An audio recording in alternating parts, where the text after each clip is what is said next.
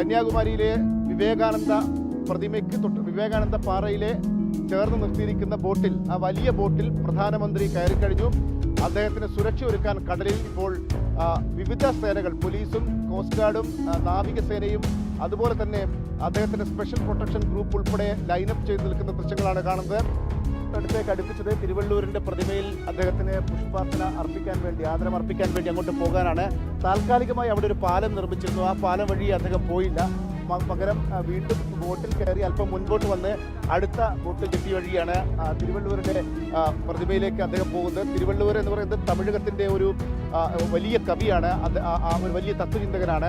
നൂറ്റാണ്ടുകൾക്ക് മുമ്പ് ജീവിച്ചൊരു മനുഷ്യനാണ്. തിരുവള്ളൂരെ വണങ്ങാതെ പ്രധാനമന്ത്രിക്ക് ഈ തമിഴകത്ത് നിന്ന് മടങ്ങാൻ പറ്റില്ല. അതുകൊണ്ട് തന്നെ നേരത്തെ തന്നെ ഞാൻ സൂചിപ്പിച്ചിരുന്നു, അവിടെ അദ്ദേഹത്തിന്റെ സുരക്ഷാ ഉദ്യോഗസ്ഥരെല്ലാം വന്ന് പരിശോധന നടത്തുന്നുണ്ടായിരുന്നു. അദ്ദേഹത്തിന് വരേണ്ട വഴികളൊക്കെ ആയിരിക്കും.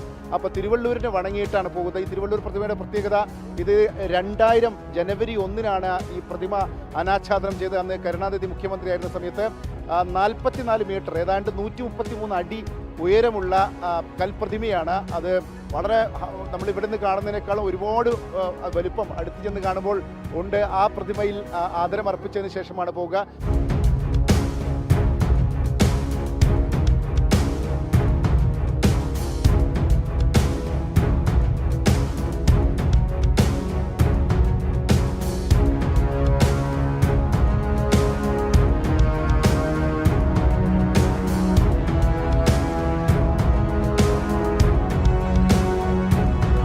പ്രധാനമന്ത്രി 3 ദിവസത്തെ ധ്യാനം 45 മണിക്കൂർ സമയമെടുത്ത് പൂർത്തിയാക്കി അദ്ദേഹം മടങ്ങുകയാണ്.